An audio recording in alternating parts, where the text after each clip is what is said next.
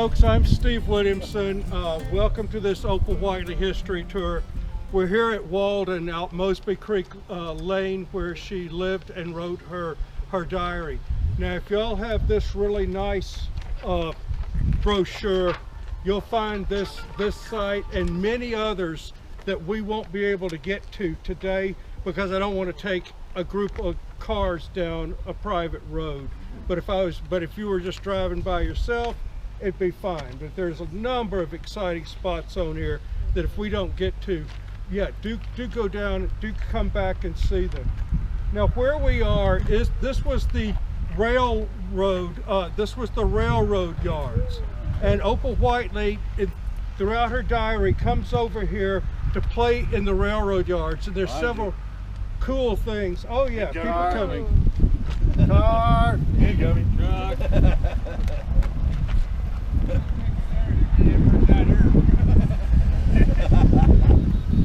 Game on. Told you it was incoming. Now they built in the diary, Opal describes seeing the rails in the moonlight and them being like silver ribbons. That was because the rails were almost brand new. This railroad track was built in 1903. They moved across the road in 1906. I used to do railroad construction, and brand new rails look just like that, silver ribbons in the moonlight. Another thing that we could move over there where she could, let's move over there and get her in the shade a little bit. Another thing that kind of validates her diary that I spotted that nobody else had ever spotted. Twice in the diary she refers to the Dinky engine. Dinky, D-I-N-K-Y.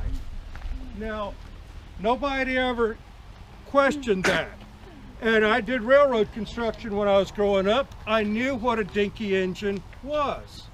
A dinky engine is a small, like a tugboat, incredibly powerful railroad engine, and they used them in yards like this because they could move around, just like they used tugboats out of a harbor to get them out of the harbor and get into the sea.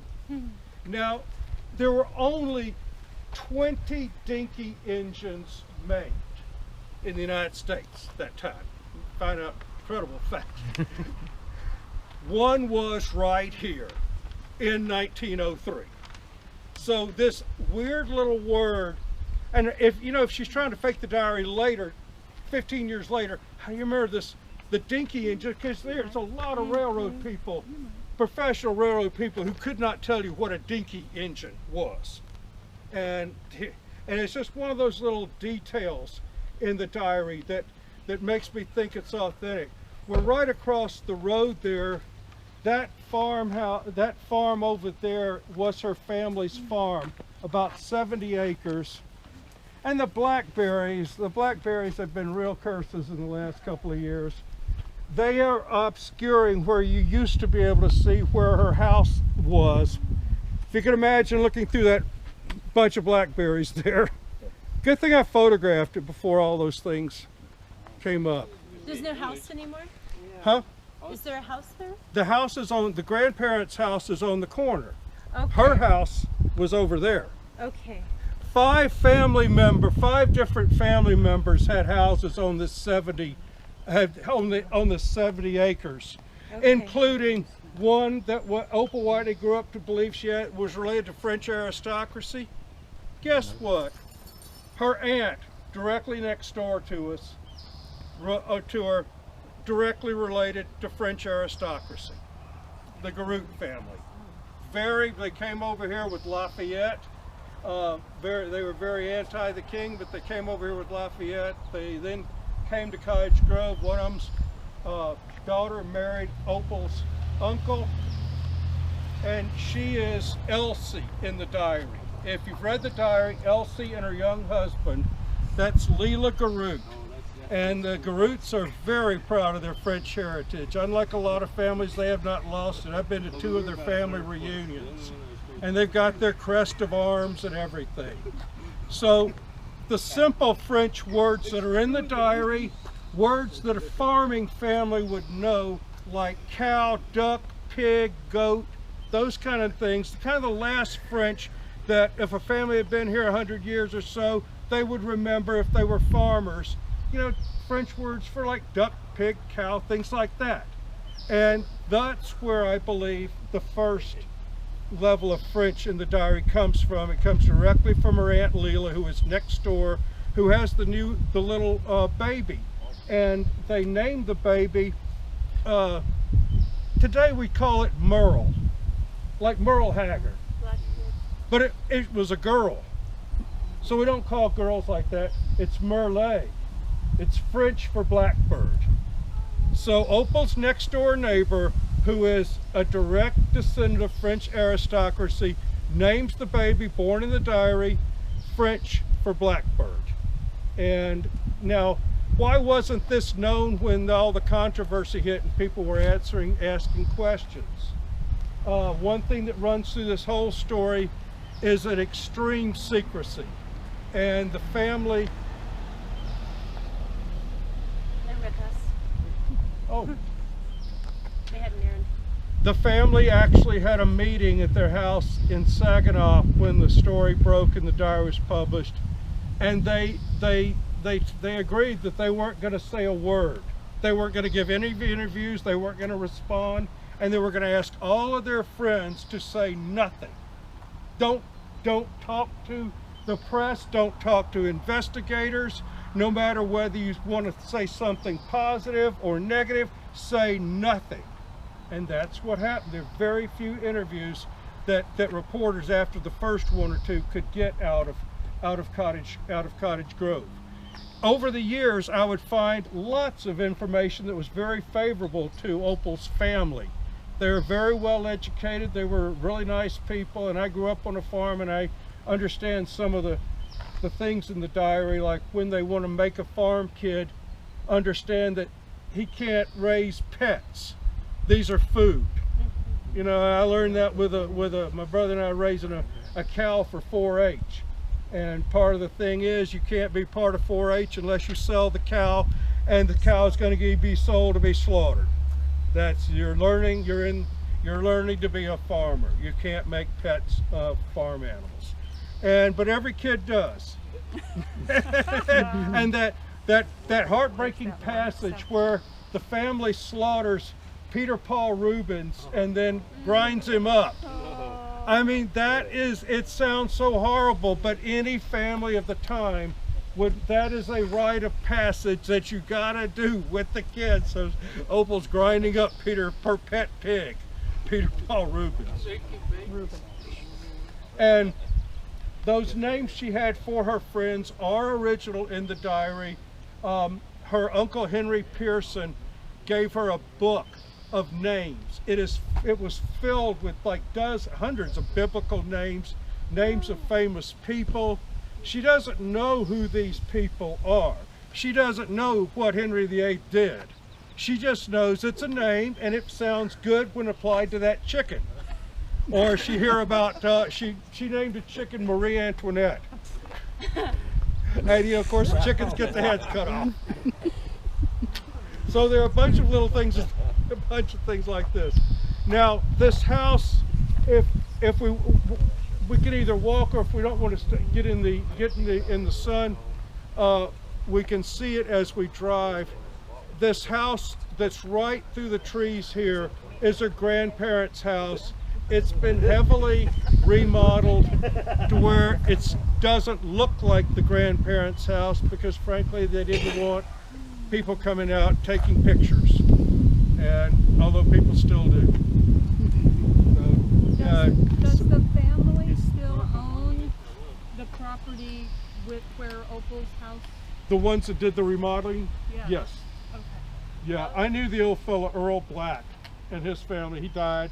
He let me go tromp around out there. I got a ton of rocks I picked up out from there. He didn't know Opal, but he was very respectful.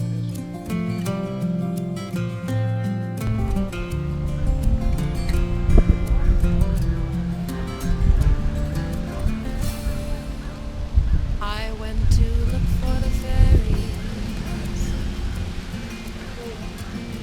I went to the near woods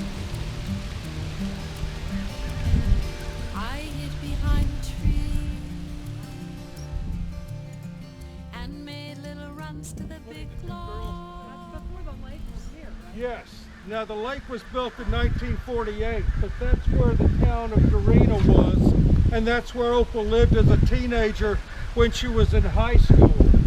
Now something that I hadn't noticed until just now, but walk over here. This will give you. You hear about how much less water we have out now. This is a boat ramp, and you don't see. Look how the water. I've never seen the water this low. I've never seen it where you cannot get a boat into it. It has never been like this. Steve, do you want to stand in the shade when you talk right there so I can videotape you and we'll be so right up here. And I'll show you how I was shown where Opal Whiteley's house by this mentor, John Wilson. And here's the way he had rocks, but he was showing me, and he's there because he used to live next door to her. And when he was 10 years old, he and another friend, Opal had this big butterfly cage. And 10-year-old boys, what are they going to do? Look in the butterfly. They're going to open the door and watch the butterflies fly. So she came running out of her house dressed only in her bloomers, screaming and yelling at him. I never liked him afterwards. It was the greatest story. Well, he picked up one rock. He said, "I'll show you exactly where Opal's house was." And he throws it. No. What wasn't here? A little over here. There. That's where it was. That's the way. Opal's actual house was just where that silver shine or that white rock or that white thing. It's about right over there on the other side. Yeah, something like that. About where that white thing is was where she actually lived. And this was such a beautiful area seen from the middle. I forgot to mention, but that long road y'all came down before Lang Road. That's where Opal took her long ride on the horse William Shakespeare. Now that was early on one of the more controversial parts of the diary, but I was able to prove that it was probably happened. In there, she gets on top of this big logging horse, a Belgian Percheron, giant horses, really gentle. And she walks him all the way down that road. Now they come under an oak tree, and she reaches up and grabs the branch of the oak tree and is hanging there, and the horse keeps walking on. And so she whistles, and William Shakespeare walks back to her, and then she drops down and they continue on. Now the people back east, and a lot of people here at that time, because engines were being used for logging, had forgotten how gentle and smart logging horses are, and that's exactly what a logging horse would do. You whistle, they go forward, they go back. They don't go left, right, any place. They just go straight forward, straight back, and they respond to whistles like a dog. I mean, they were so smart. That's one of the neat parts. When I interviewed people who used Percherons and draft horses in their logging and their work, and how they get to know folks. So that little part about her long ride on William Shakespeare probably is true. That's why she named a draft horse William Shakespeare. Bob, do you know that? Hey, I found something Bob Hart did. Okay. The reason that shows how Opal names her pets. Who is the biggest writer in English literature? William Shakespeare. What's the biggest horse there is in, whether farming, logging, anything? Belgian Percheron. What does a horse do with its head and tail all the time? It shakes it. perfect name for a big horse. William Shakespeare. She names a wood rat after the English poet Thomas Chatterton. And wood rats have these big teeth. They chatter. Yes. And all these other, there's a logic behind all the names of pets that she has. And it's not that she knows history that deeply, but she has an almanac. It's written about, it's mentioned in the diary, they have it at the house. They also use an almanac in school, and I know that very well because when I was going to school in the 50s, they were still using almanacs. And that was a miniature encyclopedia. And if you wanted to get a list of famous people and famous who was born when, who died this time, you might not know anything about them, but there's their death dates and their birth dates. And so she mentions in the Fairyland Around Us how they use these books to look up names for the pets. They've got so many pets that they have to have books of entire names. And she complains at one time, one diary entry, that they're running out of names in the Bible. Oh, do you know how many hundreds of names are in the Bible? You have to name pets that. But that's this is where the Opal that we would like to remember, her best and brightest. This is when she's the head of the Junior Christian Endeavor, and the organization grows tenfold in less than 4 years, with her crisscrossing the state giving nature lectures. And oh, 17. Yeah, I think she was elected. She was elected president of the Junior when she was 17. Joined it a little earlier. And we'll go to the final stop upriver to the Darina school, and that's right next door to the school that she went to, the Star School. The Darina school is on the old Star school grounds, but the Star School, and this is where if I was doing a private tour, the Star School is actually a little, it's like two houses just past the current Darina school. I think it's reddish now. It's pinkish. They're both pink with different shades of pink, like green trim. But that's the original Star School. And I plan to turn around up there. The Star School is about 5 miles up here. Yeah. Thank you. that's what I wrote down. Thank you. Just shy of Rocky Point. Yes, just around Rocky Point, which was the site of a big famous battle between the Calabuya from here and the Klamath Indians. The Klamath Indians had come up and were stealing a princess or two. Someone wrote a great story about that. Yeah, it's in a Cottage Grove history book, Golden Was the Past. But yeah, the people who lived in Darina before it was moved, I mean, they talk about it like it was some incredibly special place with, you know, very, very little crime. Now, one thing about crime in these areas, if you did some bad offense, you know, you got fired from your job, you got no place to live. You have to leave. And so, yeah, it wasn't. This river is named Row, like for fighting, because it's named for a famous fight that happened. Right, it's on the milepost it's on is on the blue handout. But you know, newcomers and tourists all think it's Row, so that's how we distinguish people. What were they fighting? Was there a war? The Civil War was going on, and it was one family I think was on the northern side, but it was nephews and their uncle. So this is a family thing too. And the Civil War separated a lot of families, even out here, you know, 2,000 miles away from the closest battlefield. Yeah, I think even Louisiana was about 2,000 miles away from the closest Civil War battlefield.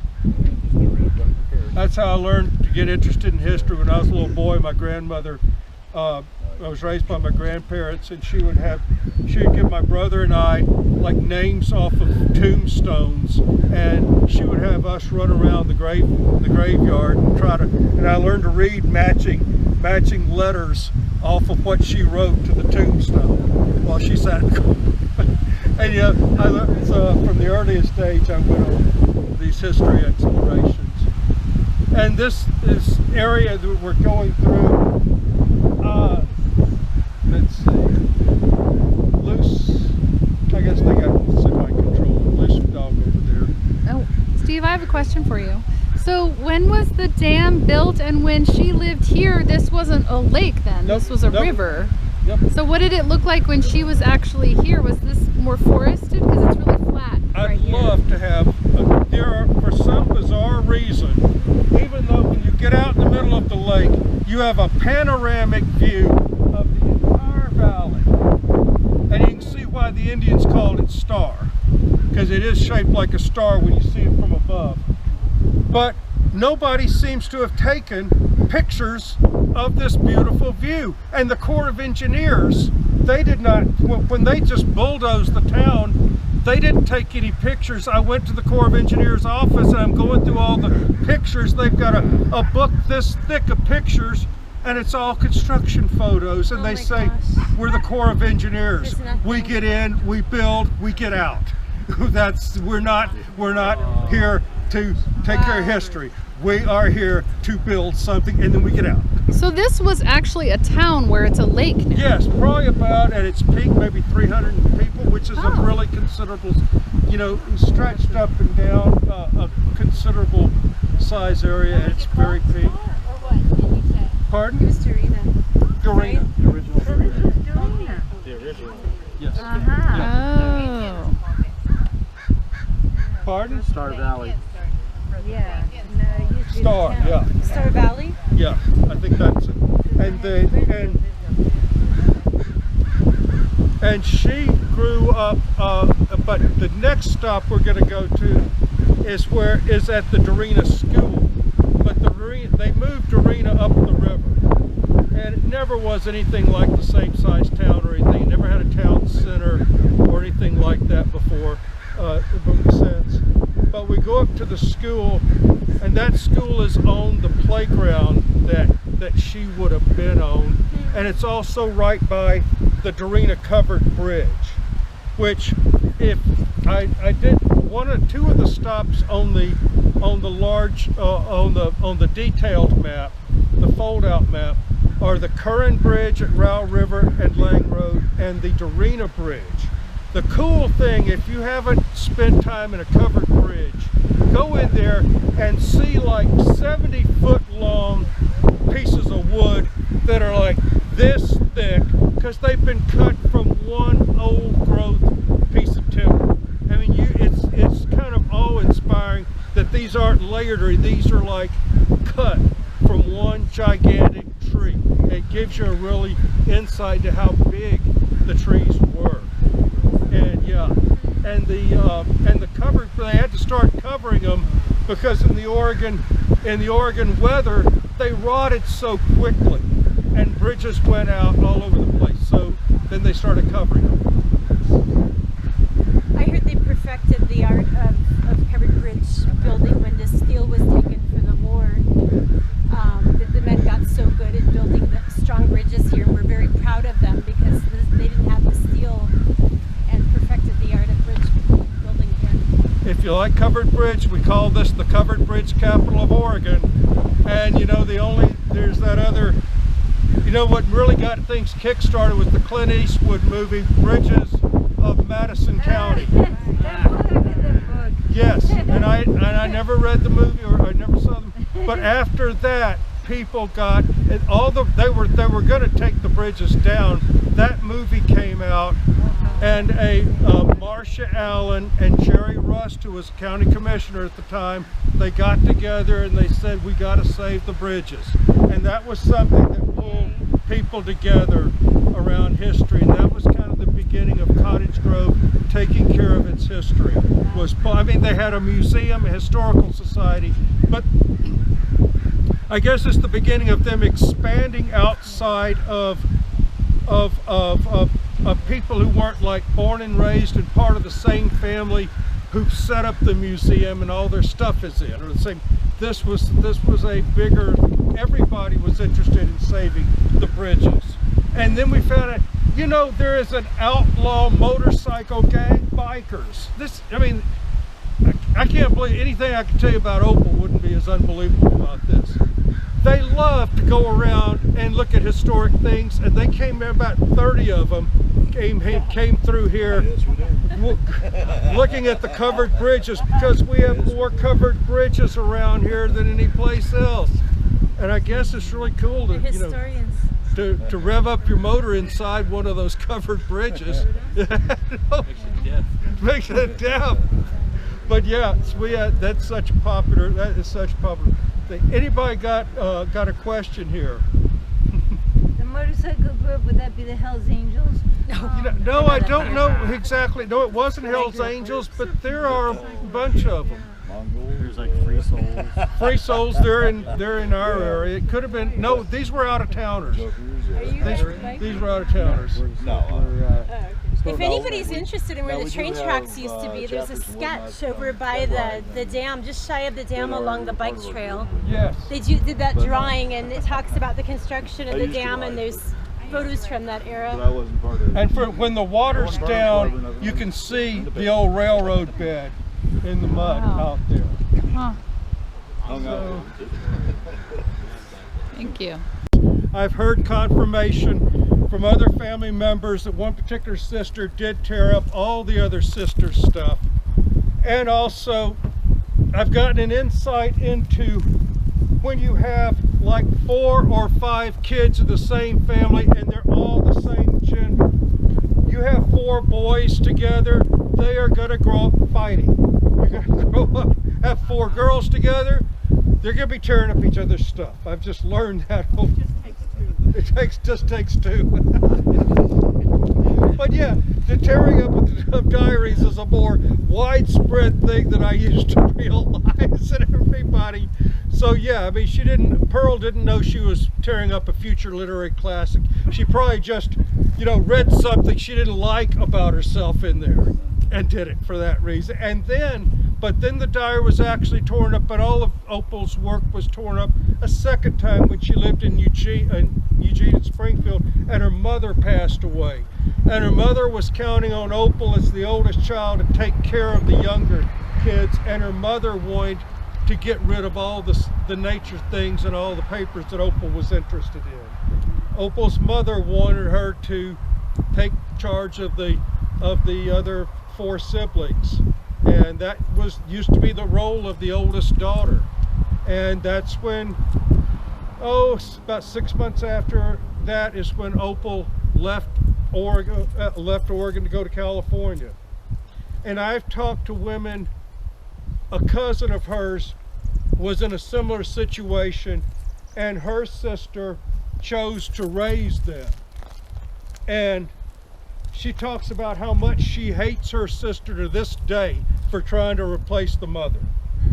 Now then, if you were to talk to the sister, she'd tell you about how much of her young life she sacrifices the boyfriend she didn't have because she had 4 little ones traipsing around with her. It's a difficult, no matter when a mother dies and a sibling has to take over, it's a rough situation. However, but that is one of the backdrops, sibling rivalry that runs through the Opal Whiteley story. So where are we, Steve? Can you tell us where we are and what this has to do with Opal here? Well, here we are on the grounds of the current Darina School, which is an elementary school, and it went from when it was the Star School, and the original schoolhouse is just a couple of houses down. I wasn't going to point it out on the tour because it's really crowded. If you're traveling alone, you can spot it pretty easy. It's just a pink house on the other side of the school there. But this is where Opal went to middle school and part of high school, and this is where she wrote the Fairyland Around Us, and it's packed over there. But I have I found a fragment of her original diary, and I found it in 1999. Katie Vaughn, who was the postmaster of the Darina post office, she had a 100th birthday party for the Darina post office, established in 1899. And I went there, and I had an Opal Whiteley display, and this woman walks in there, and she just came directly up to me, and she said, "Here, I have this book. If I die, I think my family's just going to fight over it. I just want to give it to a historical society. Here." And she just shoves it at me. I mean, twice. I didn't, you know, she hadn't said a word to me other than just walks in, and then like within, I'm flipping there. "Thank you. This is beautiful. Thank you. And then she just walks out. I had to track her down later to find out her name. Now, one of the most incredible. It's like discovering gold, or a gold vein, even better, because I'm flipping through this book, and there is folded inside of another piece of paper. I open up that piece of paper, and there is a fragment of an 8.5 by 11 page that was obviously torn like this, and then put on its side and torn. And I knew immediately that the handwriting was Opal's. I'd seen enough of it. I had it verified by 2 different handwriting experts though. And it was about her and her friends, and the 2 friends listed, was able to track down their descendants, and they were on that hill right there. They used to call Star when they if you ever hear something referred to just the hill, they mean that hill up there at Star. And she and her friends were up there, and she wrote this diary entry, and she must have given it, she gave a handful of diary entries to close friends, and pieces of her diary. And because it was torn up, and it's from a few when she was about 12 and going to school here, and not part of the childhood diary, but it pretty well verifies it's torn up, because you see this piece of paper, it's so obviously torn like this and torn like that. And I wrote to verify the authenticity of that. I not only talked to 2 handwriting houses, I've got I think it's about 30-page report that I wrote about it with all the footnotes and everything. And it's at the Knight Library, you know, at the University of Oregon, because it's the only piece, you know, it's unique, a diary entry that's torn up, and that's really you know, verifying that, yeah, the younger sister did get mad about something, did what happens sometimes with sisters, and tears up the diary. And Opal, being the pack rat she was, she carried everything she ever owned as much as she could. The original, people have asked me over and over, whatever happened to the original torn up diary pages? They've never been found. After they're published in Boston, they're given to one person, and then they disappear.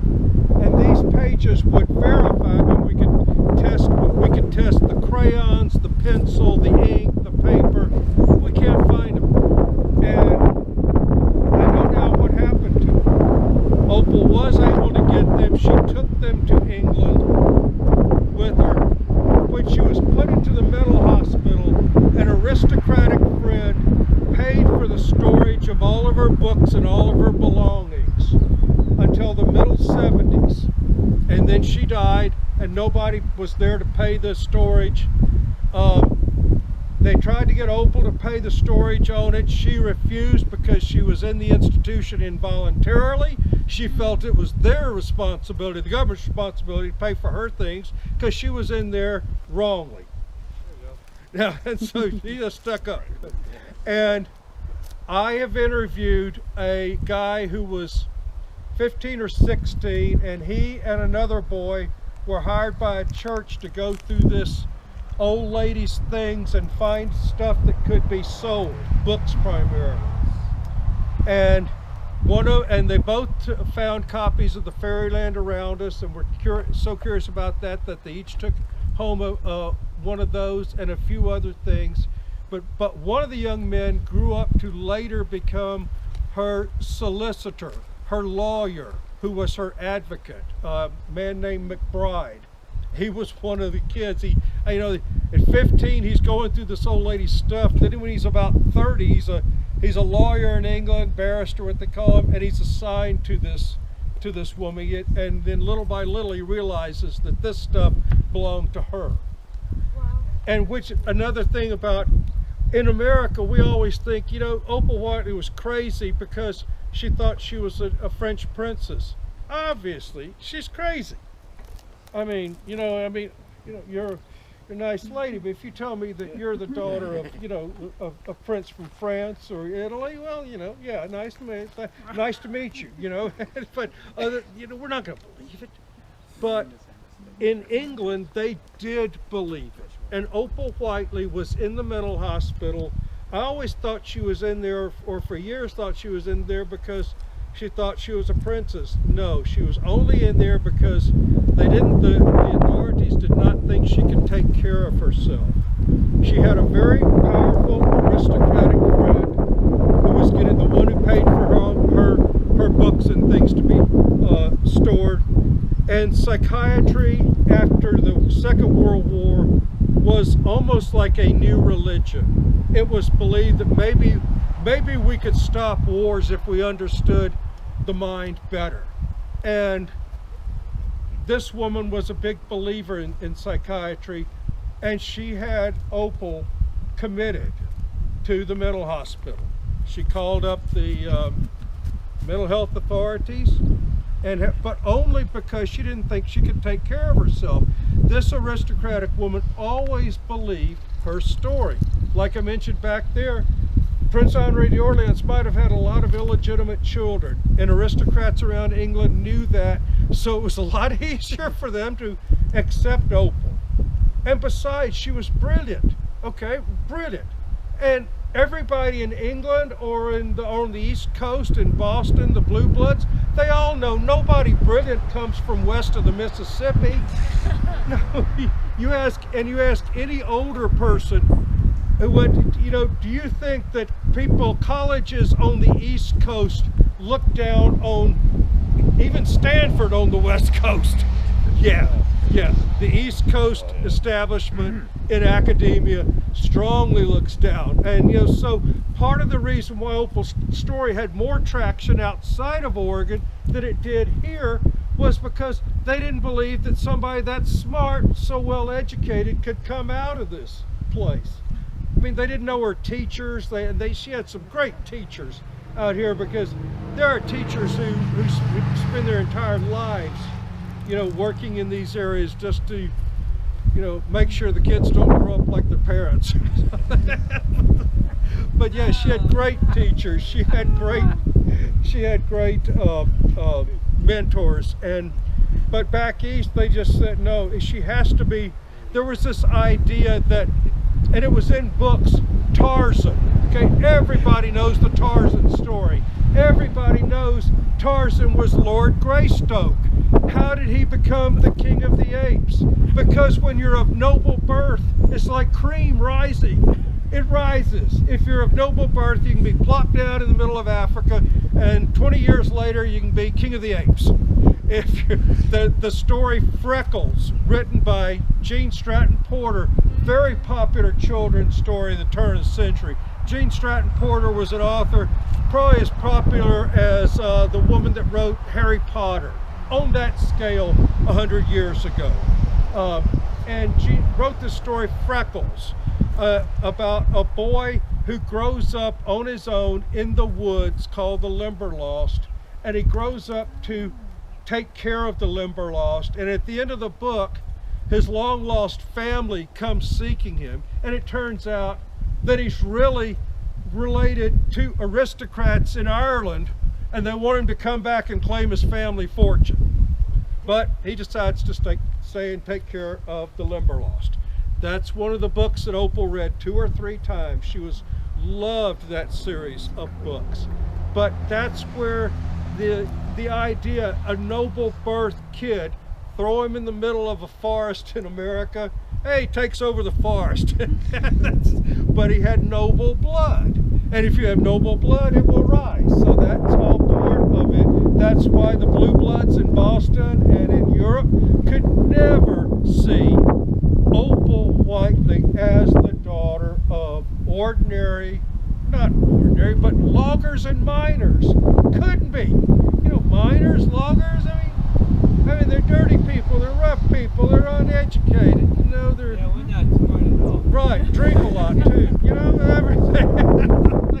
But, and we all know now that's not true, but that is the stereotype back east, and overseas especially. And so it made it so much easier for them to believe her story, but also in Lord Grey, the head of the League of Nations. It's like having the head of the United Nations today verify, yeah, you are the daughter of a prince, where I believe you are. And so that opened a ton of doors. He was a supporter all of his life. And so when Opal, yeah, she lived in Europe all of her life under her French name. Nobody questioned it. She's buried under that name now, and the name Opal Whiteley. One of the conflicts I've had, and I think I'm going to go ahead and bite the bullet, because a friend of mine who recently passed away was urging me to try to have her body dug up and DNA tested. And I haven't wanted to do that. It spoils the tourism. We need tourism at Cottage Club. It spoils a good story. No, Come on. it's the problem with Billy the Kid. Yeah, it spoils a good story. It ruins history. Hey, you know, It ruins the history. yeah, it ruins the history. But members of her mother's family, and I think on both sides of her mother's family, they came from the deep south, and they are all dark-skinned. And in 1920, and I'll try to wrap this up here, but here's the really fascinating. Why didn't her family do a good job defending themselves? Because there were all kinds of things that they could have defended themselves on, where Opal threw a curveball with the truth, and they could have said something very different. Opal only lied directly, and I can prove, a couple of times. That's in the three, when she says she's 3 years old, kidnapped from France, and she's 3 years old, feeding chickadees in America. So, but that's the only that I can actually prove.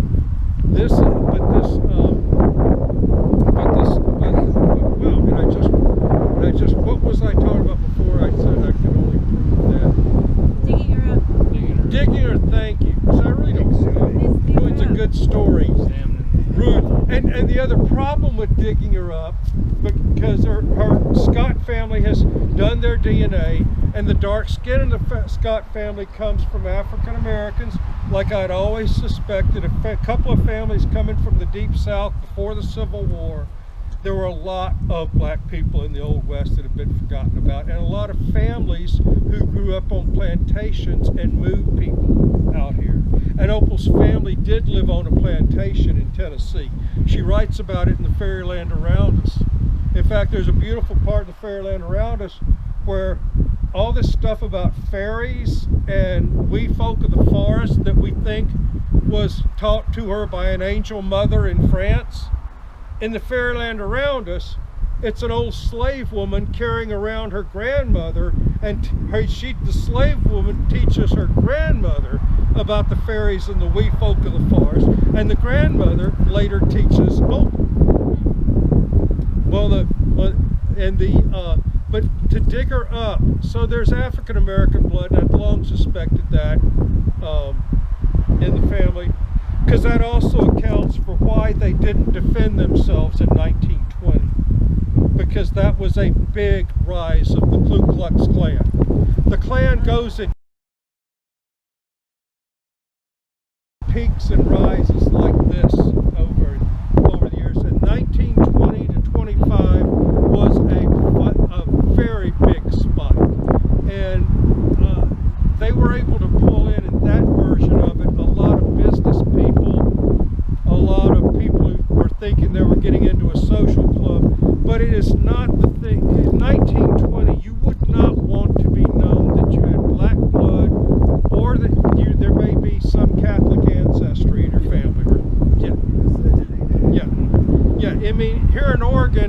since we didn't have blacks, and you know, they run out the Chinese, and there weren't that many Jews. You know, who we got? Catholics. We can all go for Catholics. So that's what the Klan in Oregon and around really did.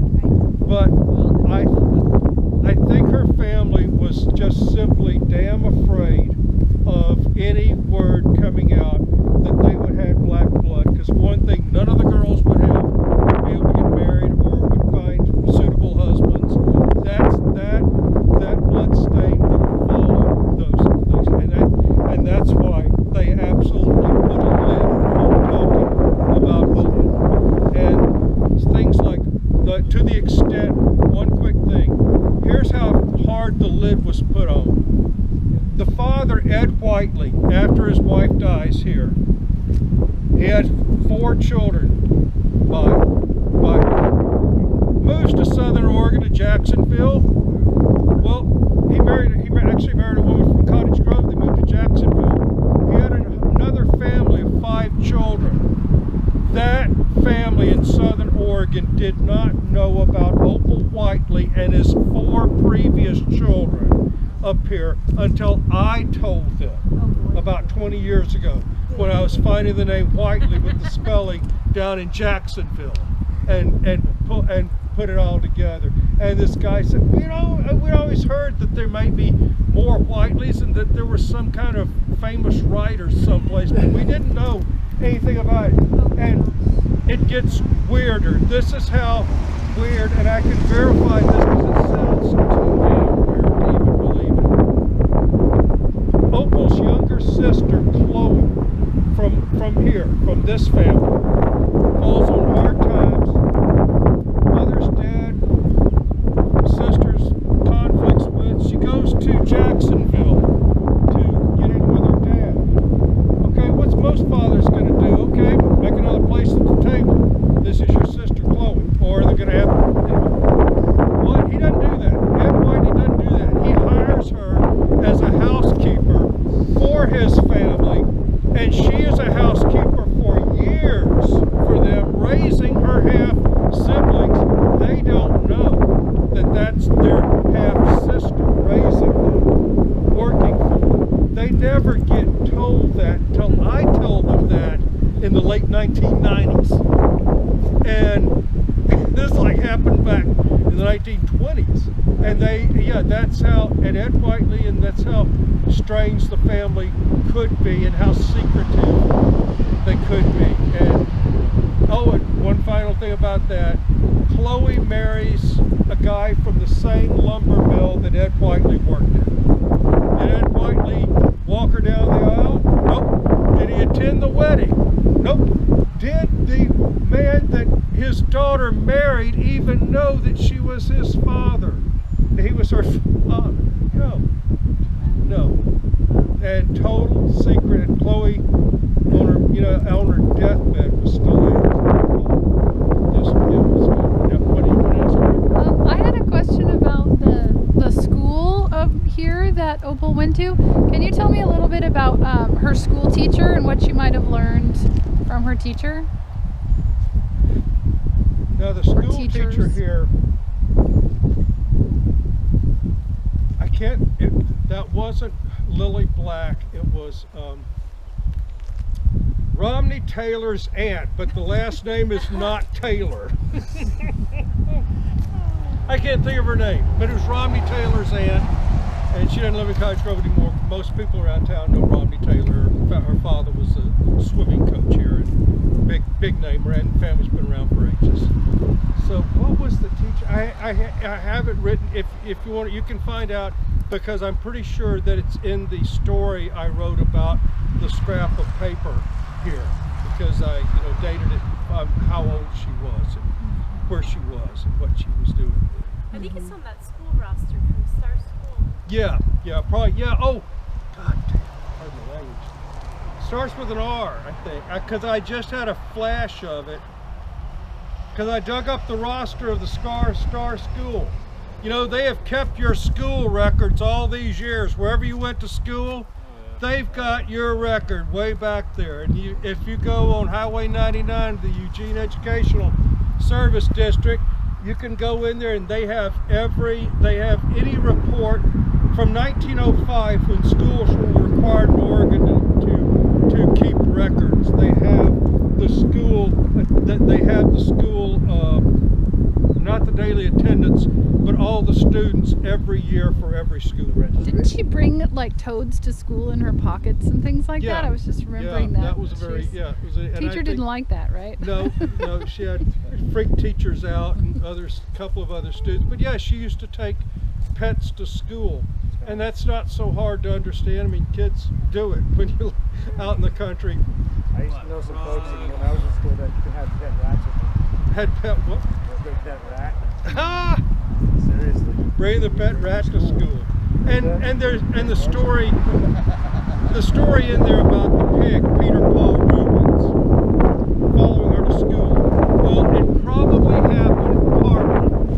The school teacher, whose name was, by the way, Williamson, which is cool, I got a picture of it and everything. The school teacher didn't remember it, but